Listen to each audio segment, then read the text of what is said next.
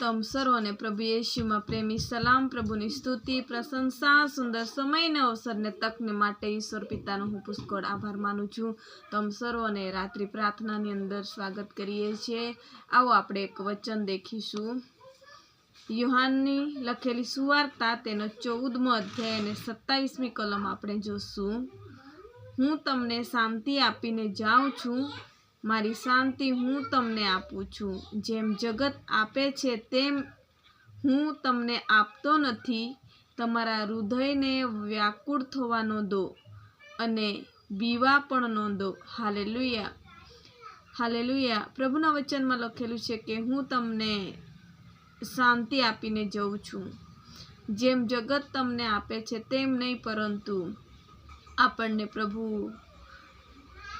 અલગ શાંતિ આપણને આપીને ગયા છે. જે શાંતિમાં એટલો આનંદ છે, જે શાંતિમાં એટલું અભિષેક છે, એ દૈહિક લોકોના જીવનની અંદર એવી શાંતિ નથી. એવી શાંતિ આપણને પ્રભુ આપી ગયા છે.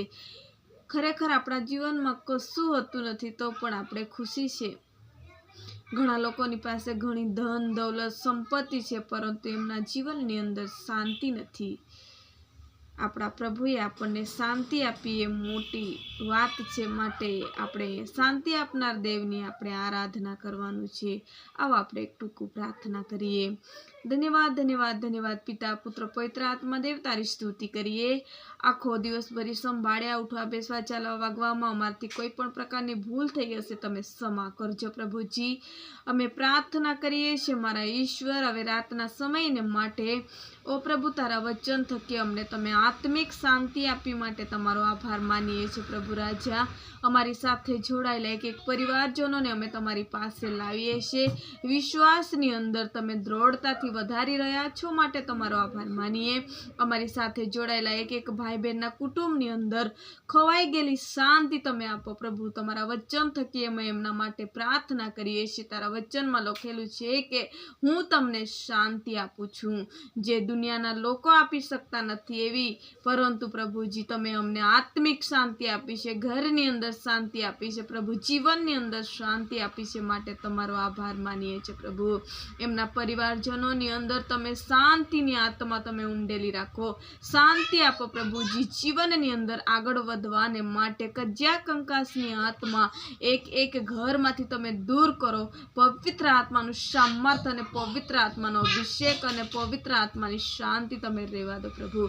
તમારા વચનો થકી એક વાર પરિવાર પ્રભુ આખા દિવસની અંદર મુસાફરીની અંદર હોય છે, વ્યવસાય ધંધાની અંદર હોય છે પ્રભુ, નોકરીની અંદર હોય છે, હરેક પ્રકારના કાર્યોની અંદર હોય છે, પરંતુ તું પોતાના ઠેકાણા સુધી તું લાવે છે અને પ્રભુ કુટુંબ સાથે એકત્ર કરે છે. એ મહાન વાત છે. અને જ્યારે કુટુંબ સાથે એકત્ર થઈને તારી આરાધના કરે છે ત્યારે પ્રભુ તું ઘણો ખુશી થાય છે અને એ પરિવારને તું શાંતિ આપે છે માટે તારો આભાર માનું છું પ્રભુ. આ સમયે અમે સર્વ તમારા હાથની અંદર સ્વાધીન થઈ જઈએ છીએ. જેમ આખો દિવસ સંભાળે તેમ આખો રાત્ર ભરી સંભાળજે. હરેકને મીઠી ગોળ નિંદ્રા આપજો. મિખાએલ ગાબ્રિએલ દૂતોની રખવાલી કરજો. સારા સપનોના દર્શનો તમે એક વ્યક્તિને તમે આપજો. નવો દિવસ, નવી આશીષ બધાના જીવનની અંદર તમે પૂરી પાડજો. બાપ, પિતા, પુત્ર, પવિત્ર આત્મા યેશુ મસીહ દેવ તારા નામથી માંગીએ છીએ બાપ, આમીન. જય મસીહ કી. જો તમે અમારી સાથે જોડાયેલા નવા હશો તો ચેનલને સબસ્ક્રાઈબ કરવા ભૂલશો નહીં. કોઈ પણ પ્રાર્થનાની વિનંતી હશે તે તમે કમેન્ટ બોક્સમાં લખશો. સર્વ તમારા માટે પ્રાર્થના કરીએ.